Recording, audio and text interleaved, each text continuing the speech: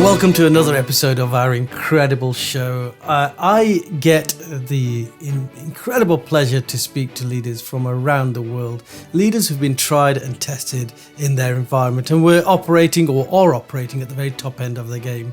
These are incredible leaders who understand the power of emotional intelligence in practice. But today, I've not had to travel across the world. Today, my guest is literally about 1.5 miles away from where I live, which is just incredible. So we're meeting up later on this week. We've never met before. So we're meeting up later on this week for a cup of green tea, which is my hot drink of choice. But today I thought we'd have a really good conversation because this guy knows his stuff and has practiced it, learnt it, and honed his craft over many, many years. He spent 21 years at Rolls Royce. You may know that my city, Derby, in the United Kingdom, is the home of Rolls Royce. And he started off as a summer trainee, and he often says that had he not been a summer trainee, he might not have got a job there. But he went on to do incredible things in Rolls Royce. He went from managing teams of 6 people to being in a position where he had to influence a whole engineering team of 15,000 people. I mean, that's just incredible, isn't it? But one thing that he's always told throughout all of his leadership journey is that you are too nice. Now, I've heard that being said by one other leader that I really admire in the world, and that's Jacinda Ardern in New Zealand, who was often told that she's too nice, and look what she's doing now. She's reshaping the way global political leaders should be operating and are seen in the world. So I want to welcome today, who knows, he could be the next Prime Minister, Keith Howells. Keith, good to have you on the show. Thanks very much. That's quite an introduction, quite a comparator. Keith, thank you so much for joining me today. It really is a wonderful pleasure to have you here. I'm looking forward to meeting up in person. When I heard that you worked at Rolls Royce, which is obviously an incredible organisation, a huge organisation, global, had to reach so many corners of the earth. And I know that you've not just worked in Derby, but you worked in Bristol as well. What area of Rolls Royce is it that operates in Bristol? The defence business mainly operates in Bristol. So, typically dealing with the UK Ministry of Defence and then looking to sell some of its engines and services to other airlines around the world. But you've worked in all sorts of corners of Rolls-Royce. I mean, you started off as an engineer, but you went way beyond that. You ventured into areas that you had little or no knowledge on. How did that happen? Yeah, that's largely been my leadership journey, I think. Leading or managing people who were awesome, but I probably didn't know what they did. How long have you been on the leadership journey, and what were your early years like? It's certainly over 20 years now of leadership in various guises, which has been awesome. And every day I continue to learn more and more about myself as well as others. So, it all started for me following my graduate placements in Rolls Royce, and I sort of settled into my first job as an engineer. And then I had the opportunity to become a team leader. And throughout my whole career, really, I've sort of been attracted to jobs where I wasn't quite sure whether I knew how to do it or not.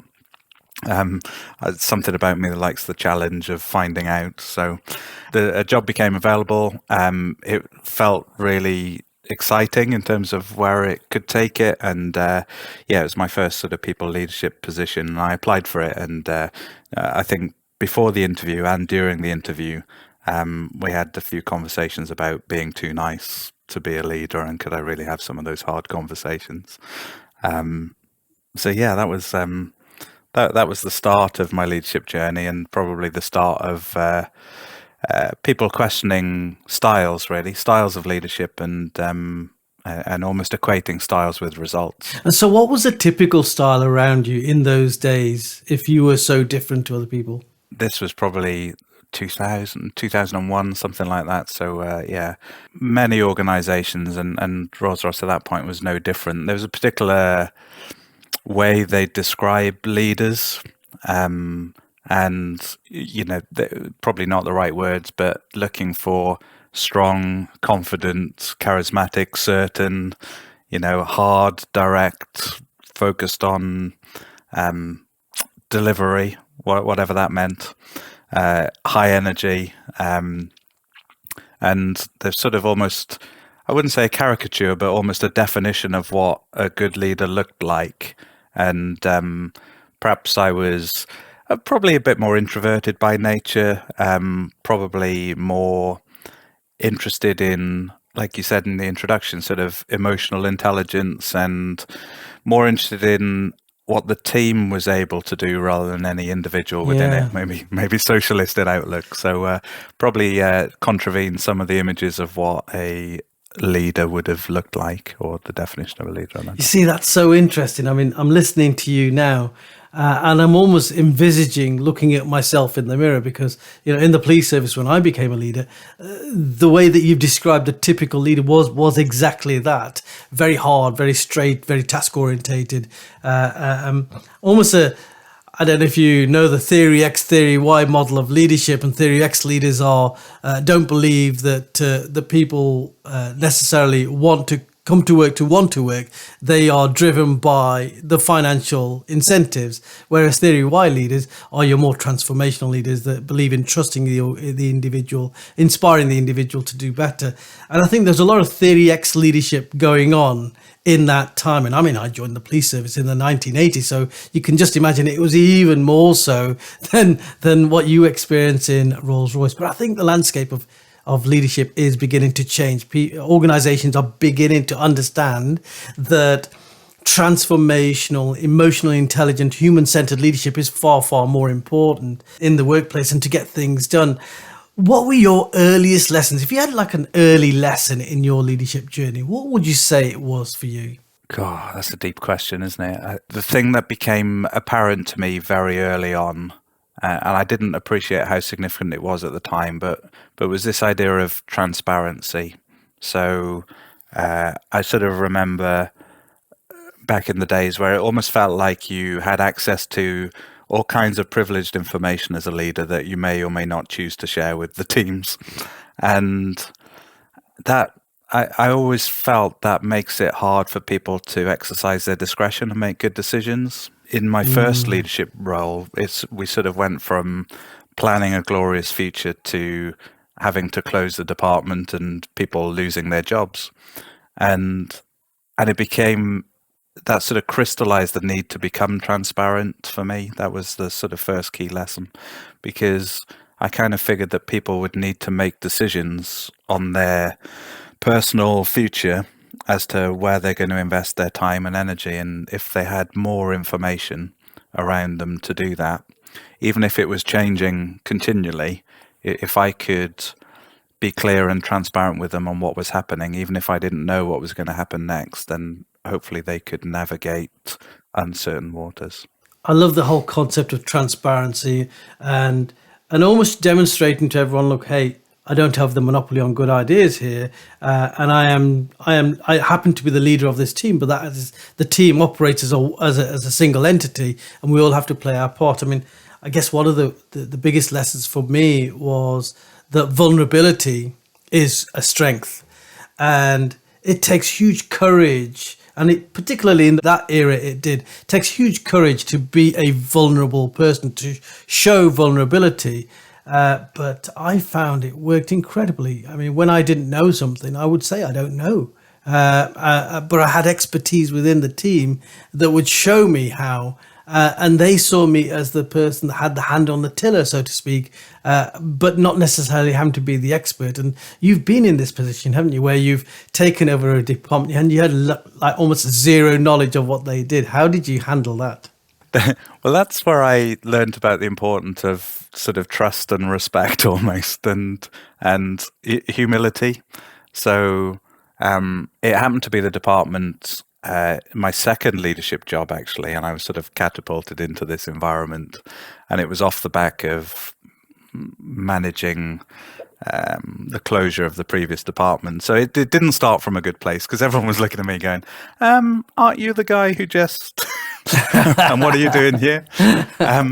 So that, coupled with not knowing very much about what the team did or how they did it, really put me on the back foot, and I think that was the first point at which I had no choice really. I had to. They knew I didn't know what they did, and I knew it, and so we may as well just deal with it, and then maybe talk about what it is that I could bring to the team, what experiences I had that might be useful, that perhaps they didn't have in the collective, and I think it was through being honest around what it is I knew and didn't know, and that was absolutely alien to me as well, because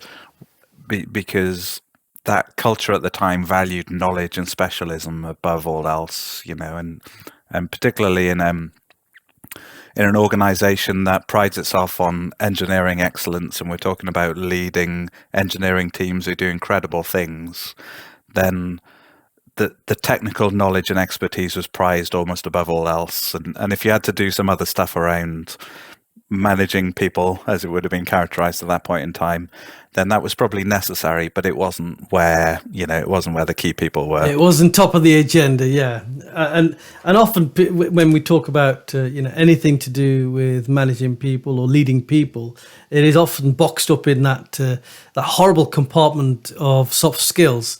And I just think I get frustrated every time I hear this terminology of soft skills, because I just believe that it's hardcore business skills, leadership, and knowing about how to inspire people, how to build trust, how to coalesce people to move towards a certain direction. These are incredible skills that every great leader should have. So therefore, they cannot be soft skills. Massively. And that's all organizations are, aren't they? All businesses are just collections of people that are being mobilized in a particular direction to achieve particular goals. So absolutely. And we're all irrational, emotional beings who all have our own stuff to deal with. And I just think the ability, I'm learning about it, I clearly don't have it nailed, but the ability that great leaders I've seen and worked with have to mobilize teams and align them around a common goal, I just think is breathtaking. It is. When you see a visionary leader who has this innate ability, and they almost do it as if it's a casual thing that they're doing, but it's incredible to watch them in action. And some of the most inspiring people that I've worked for have seemingly been so natural in this ability to inspire me. And some of the messages that I've taken away from them, I still hold dear today, and it's helped me in my leadership journey. I want to take you back to something that you said earlier on. When you came into leadership, you said something about, I had to learn a lot about myself. And self-awareness is like the first quadrant when we talk about emotional intelligence. So what was it that you had to learn, and how did you learn about yourself? How did you go deeper? It's a great question. I'm naturally quite reflective, so after many experiences, I'll naturally reflect on that and think, what is it that I did? What is it that I could have done differently? Would that have changed the outcome? So I think there's quite a lot of that going on continually. But I think one of the big shifts really was moving away from, and I still struggle with this today, moving away from feeling really accountable for everything and therefore trying to do everything, to helping others do and enabling others to do, knowing that in that way lies the path to more productivity, more happiness, more engagement, more teamwork. And the sort of control freak in me that I have to continually manage even today is constantly looking to take stuff back and don't give that and I'll keep that. And I think that probably was one of the hardest lessons really, was you've got to let go to receive. And it's also demonstrates that this is an ongoing journey. You don't reform yourself and stay well forever, in terms of your ability to delegate and trust people. There's this devil within us where we want to snatch back control when it doesn't seem to go our way. There is this desire and it's that we have to fight to remain true and transformational leaders, isn't it? Yeah, and much as we'd like to turn up perfect every day in the world of work, that's not how life is it? So it's I very much see it as a game of probabilities, really. One of can I be on the right part of that spectrum more often than not, rather than I'm always perfect? Can I be right more than I'm wrong, knowing that I will be wrong on some occasions? Because, as you say, we are never perfect, are we? So you've had this incredible career in Rolls Royce, and there was that period in your life where you had a responsibility for influencing 15,000 people within the engineering environment of Rolls Royce. I mean, goodness gracious, how on earth do you influence 15,000 people? And I'm guessing engineers are very meticulous, very detail-oriented, very task-oriented individuals, right? Many of them. Yeah. Maybe I was one once, I don't know. Or maybe I wasn't. It's such a challenge, isn't it? And who knows? Who knows if I ever made it? But I think I sort of learned a lot along the way around the shadow that leaders cast and the power of alignment in leadership teams. When you're talking about very large organizations, geographically dispersed, inevitably they have different priorities. They're operating in different contexts. And the challenge, I think, became one of communication and alignment of direction, recognizing that people can be in different places on a journey, as long as that journey is moving towards something that is shared, something that is common, then people can take their own steps at their own pace, recognizing where they are now. That takes courage, both of a leader and of an organization. And we talked earlier on, didn't we, about how some organizations can almost play the tick box exercise, because it takes a lot of courage to throw passion into cultural change and creating the kind of culture that is the right culture to have in any organization. So consequently, we hide behind all sorts of models or themes. For example, one of the things that we talked about early on was equity and diversity. So lots of organizations talk about equality and diversity and inclusive leadership, et cetera, et cetera, et cetera. But I don't know, there's something inside me. Every time I hear EDI, there's something inside of me that says, well, actually that EDI is an outcome as opposed to a root of the way that the organization operates. For me, it's about get your culture right. The EDI elements look after themselves, but the moment we start focusing on an EDI, it's almost like putting sticking plasters over something. We never really get down to the root of it all. If leadership is about coalescing people towards a common objective, then surely that applies to the concept of equality, diversity, where everybody feels appreciated, heard. It's about cognitive diversity. It's about literally everybody that comes into that organization, white, black, brown, female, male, whatever orientation, but every single person feels that they offer and add value to the organization and that they are heard and seen.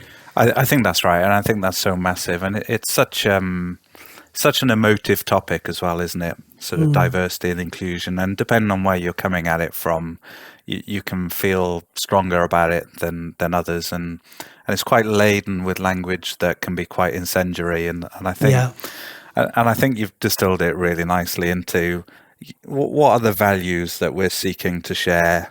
How are we seeking to work together? And if we can get those, and they're fundamental human values, I would argue more often than not, you can distill most value proposition or value statements organizations have into things that as human beings we would fundamentally sign up to. If they can be defined and lived, then I think as long as there aren't systemic impediments to diversity and inclusion, and sometimes there are, but as long as there aren't, then diversity and inclusion becomes an outcome of those things because the culture's right.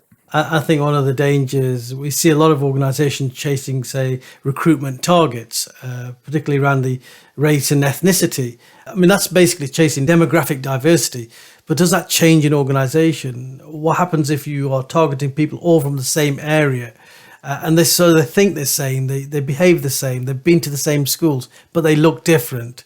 Then surely that's not adding any cognitive diversity to your organization. That is adding to the group think and the echo chambers that exist.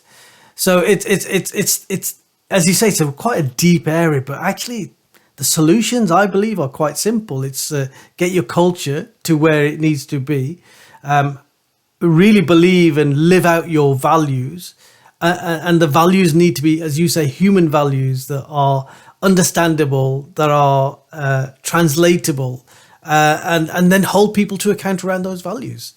I think that's fundamental. That's easy to say and hard to do, isn't it? Because that requires a constancy of purpose and practice and repetition that requires discipline over a period of time. And it's easier to fall back on targets and performance and process because it just is. There's not a lot of effort. It takes effort, as you say, but and it also takes courage, because while ever you are going through that transition and sticking with values as opposed to your targets, and particularly if you've got an external organization that oversees your performance or measures your performance, for example, Her Majesty's Inspector of XYZ, then there may be some nervousness about, well, our performance might dip while ever we are getting into this new way of thinking, but eventually I believe that it's going to increase and you'll have sustained improvement in performance. So it's that level of courage that senior leaders, CEOs, MDs are having to make. But I do believe that it's achievable. We put so much effort into driving performance anyway. Why not put that equal amount of effort into creating the right culture that drives that performance of its own accord? Absolutely agree. And I was just thinking back to what are some of the characteristics of leaders I've enjoyed working for, and vision, which is what you just described as them needing. Faith, we don't know that doing this will lead to that outcome, but I'm investing faith in that. And humility, that we'd already talked about, to recognize that it could be wrong. I think those three characteristics, if I reflect back on some great leaders I've worked for and with, they would define all of them, actually.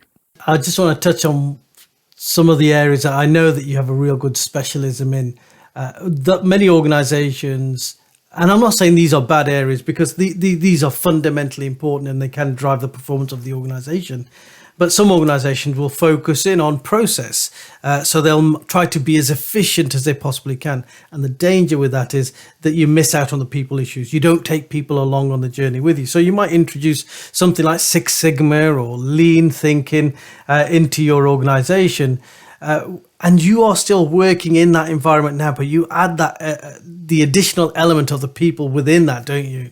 Do you want to just explain what it is that you do now? Yeah, no problem. I find it fascinating. I think you're asking a Six Sigma black belt and lean agile consultant to say that all of that process methodology isn't what's needed. It has a real place, but I think it's the application of that, isn't it? Fundamentally. But businesses don't change because we have good data or well-defined processes. They're necessary often, but insufficient. It's about, businesses are collections of people, and what matters is what people do every day and what they don't do. And processes and data should enable them to achieve great outcomes. They should be enablers, but it takes more than that, basically. So in our organization, Project 4 Learning Lab, we help others accelerate their speed of learning. And many people think, oh, okay, so you train people. Well, yeah, maybe. But we help them translate data into information, into decisions, to take action, that get results, that give them new knowledge or learning that help inform what they do next. And if we can do that, if we can go through that cycle quickly and frequently, then the organization is going to learn faster, it's going to make better decisions, and it's going to achieve better outcomes and be more responsive and adaptable to change. And I guess the last 2 years, if they've taught us anything, they've taught us the need to be responsive and adaptive in what is quite a chaotic world. Yeah, and I guess what the last 2 years have also shown us, and things like the Great Resignation have definitely proved a point on, is that you've got to put people at the very heart of everything. If you're not thinking about your people, if you're not taking people along on the journey with you, then no matter how efficient your processes are, people aren't necessarily going to work with those processes or drive them forward. So you also have the people element in your in the work that you do as well. It's all about the people, really. It's all about supporting and coaching them to evolve in what they do. And I think if you go back sort of hundreds of years to the concept of management, where it sort of spans from the Industrial Revolution and before, actually, you can produce parts or bits, you can count them, you know when they're done, you know what the work content is, you can get a stopwatch out, you can define exactly what the steps are. If you repeat those steps, whether you're highly skilled or unskilled, if you repeat those steps, then they'll lead to good product. That is still true in some businesses, not that many anymore, because all of those jobs that had those characteristics have been replaced. So that's not even true now. But the majority of jobs in the world are in the knowledge economy, right? So as we go into the digital age, that's people are creating things. They're having to use their discretion and their mind to determine what it is they need to do, because maybe they haven't done it before or they haven't faced that situation before, make decisions and hope that the actions that they take lead to the outcomes that are needed.